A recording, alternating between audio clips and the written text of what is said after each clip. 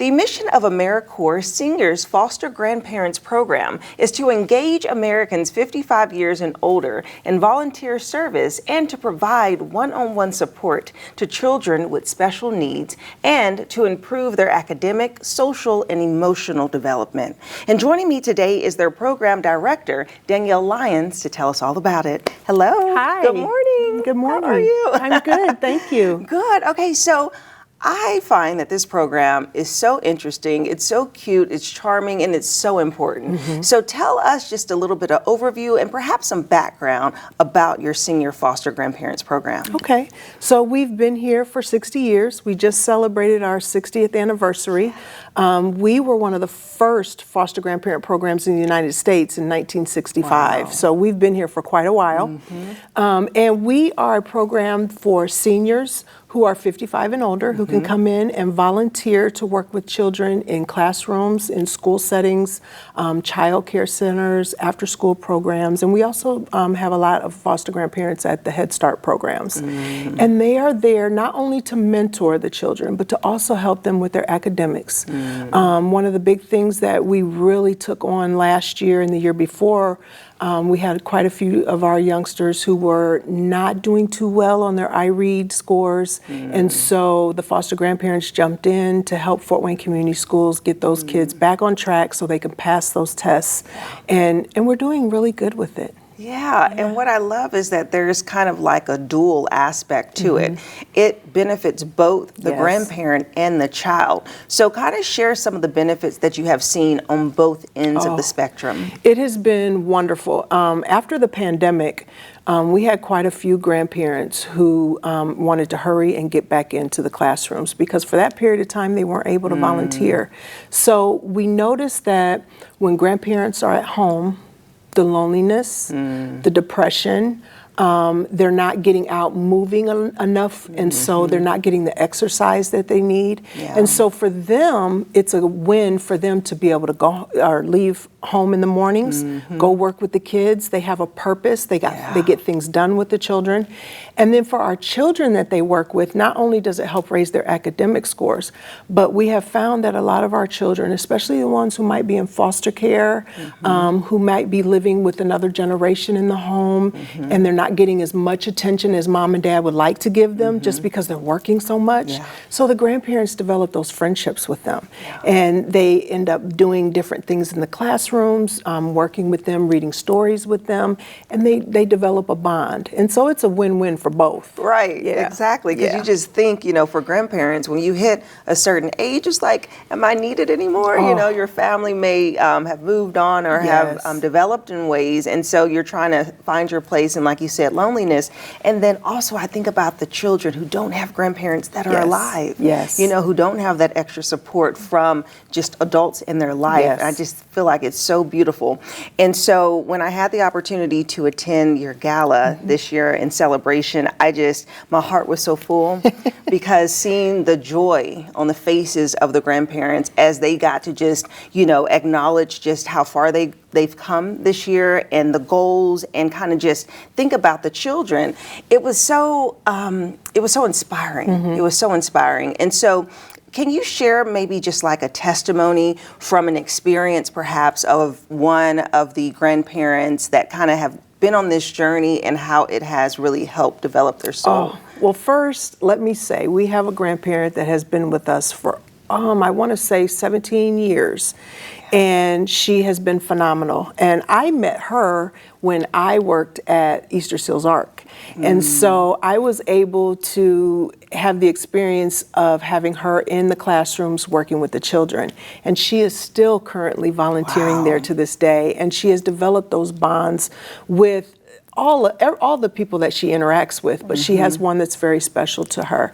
And for her to be able to go into that site, they know her, everyone knows her. She loves her job. She's always making it to her job. She catches the CityLink bus. I mean, she's always there.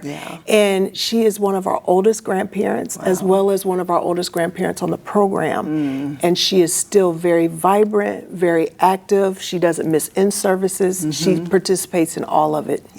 Yeah. And so you mentioned the job aspect, because that is actually important. This is an actual job. You know, it's so can you kind of share how that process works? Yes. So, okay, we do all the background checks, we do the application and all of that good stuff. If you are 55 and older, you love to work with children, we want you. What we do is, based on your income, you are qualified for a stipend. And so not only are they volunteering, but they are also receiving a stipend.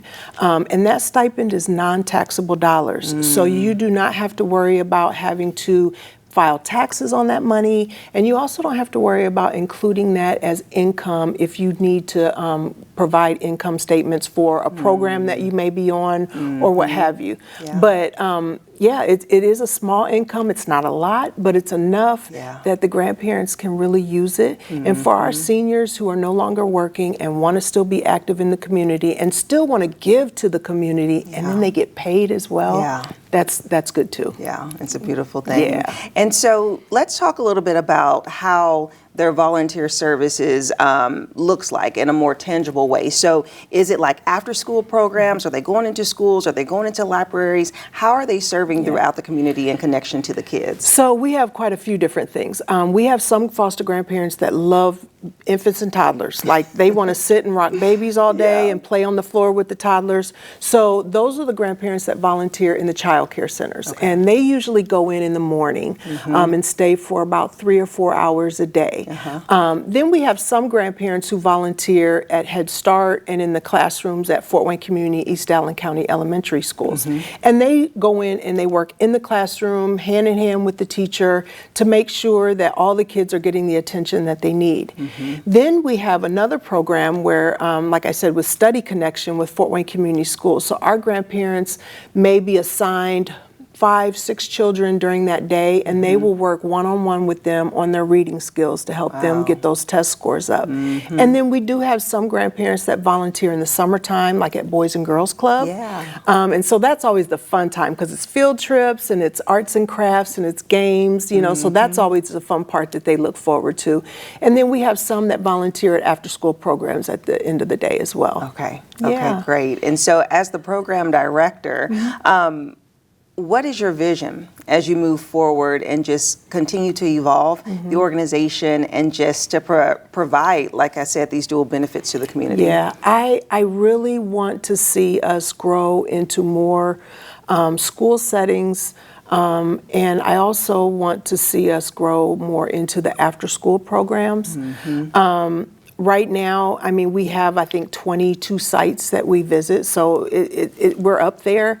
But one of my biggest things that I do as a program director, I am concerned, is our federal funding, because we are operated on a federal grant. And so I hope that the leaders that, you know, make the decision on that funding, I hope they see how much of a difference we've made, because we have affected thousands of children throughout the years. And it is a win-win for both, and the kids really need more support in the classrooms right now. And the grandparents, they love to do it. That's what they want to do. So I'm hoping that with all of the funding, and then as well as growing in other sites, that's the goal. And I would like to expand maybe into Southwest Allen County schools, just to get more of our grandparents out further. Yeah. Okay. Well, Danielle, thank you so much for chatting with me. It's been a pleasure. You too. Thank you. And if you would like more information about the AmeriCorps Seniors Foster Grandparents Program, we'll have their website listed below. You can learn more about eligibility and sign up to volunteer. And I'll see you after the break.